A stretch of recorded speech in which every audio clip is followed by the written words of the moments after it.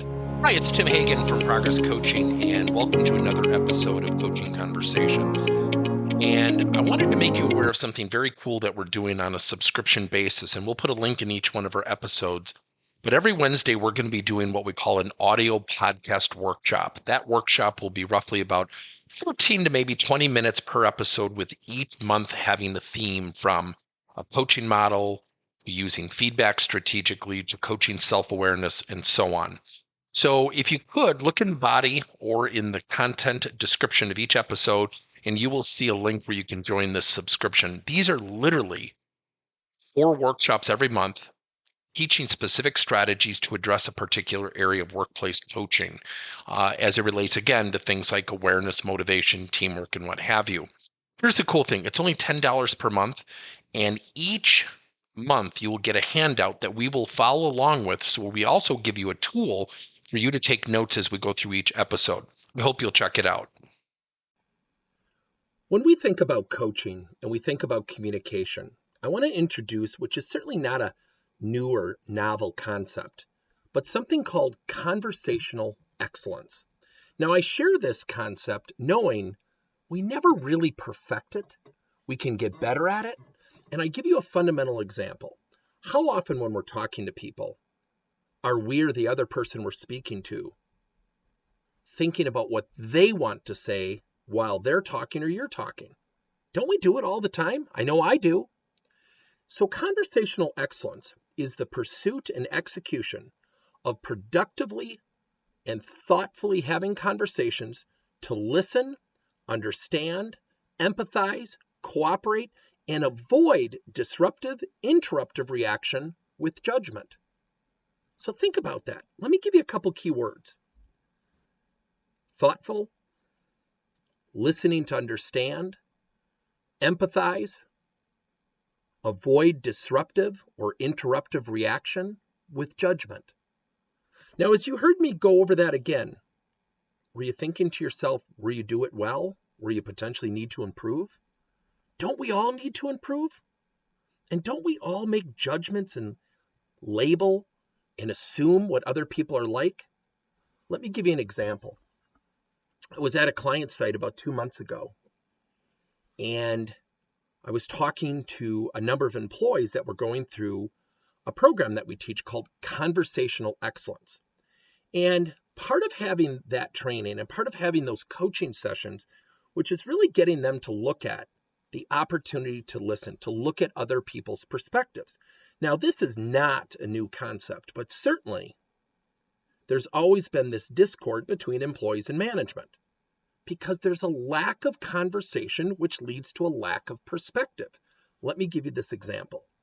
So as the employees were talking, you could hear terms and phrases such as, well, they just don't care. And it was said with attitude and conviction. So I said to one person, I said, I'm going to do something, and I'd like your permission to do something with you that'll feel very abrasive. But will you do this with me thoughtfully and cooperatively, just for the betterment of the group? I don't want you to agree with me. I don't want you necessarily to disagree with me, but would you go through an exercise? She said, sure.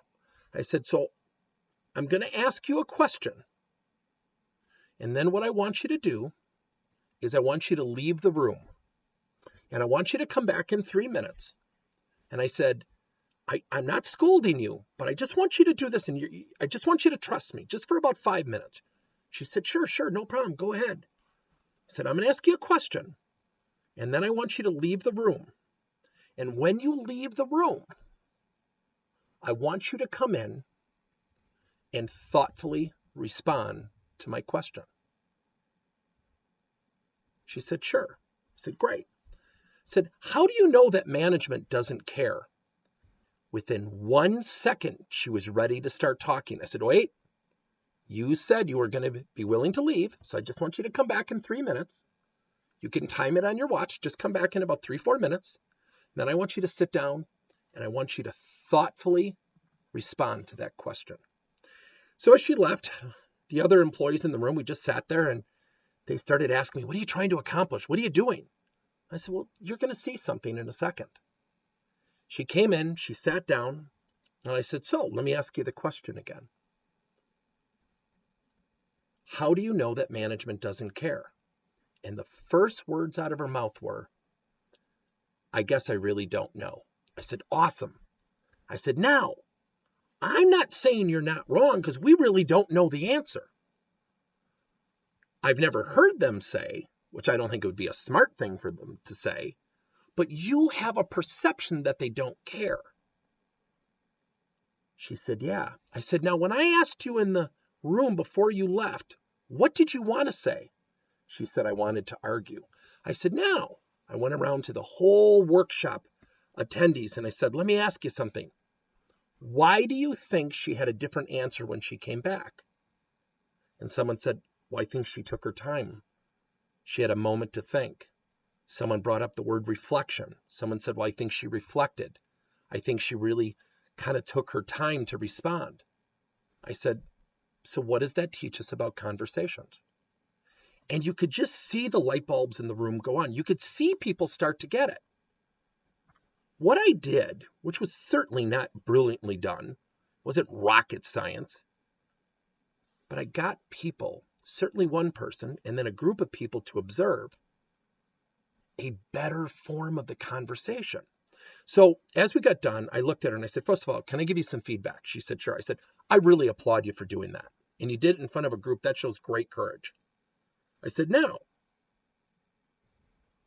what would happen if I let you respond and you said, yeah, but, and you started to unload on me why they don't care, as if you knew. But we both kind of agreed when we took time to think about it, we really have no way of knowing if they don't care, right? And what if one of those managers you were alluding to called you into the office and praised you? And as I asked her that question, she went red. She said, oh my gosh. I said, right, you just told 10, 15 people in a room, they don't care. Would you agree or disagree that maybe you run the risk of kind of undermining your own brand, undermining potentially that compliment from an upper level manager? Wouldn't you agree that you took a risk that maybe you didn't need to? Because in theory, from a literal standpoint, you really don't know if they don't care. But what would happen if they showed you they did care? She said, I probably would have gotten myself in hot water. I said, maybe, maybe not. But here are two facts.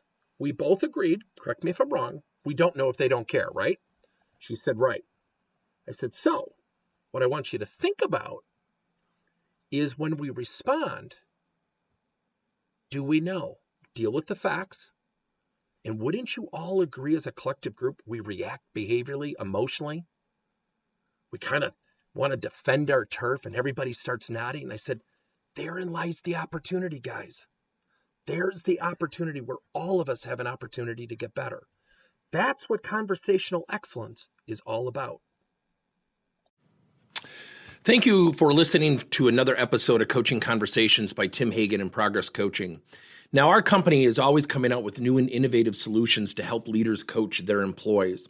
And recently, we just created a new service called Coach to You, where leaders can pick and choose topics and assign 7 to 21-day programs for employees to learn and, more importantly, apply actions and then reflect and share what they're going to do going forward as a result of the learning. It's called Coach to You. We're literally bringing coaching to your employees. If you're intrigued, we'll have a link in each one of our episodes where you can get more information. And again, thank you so much for listening to another episode.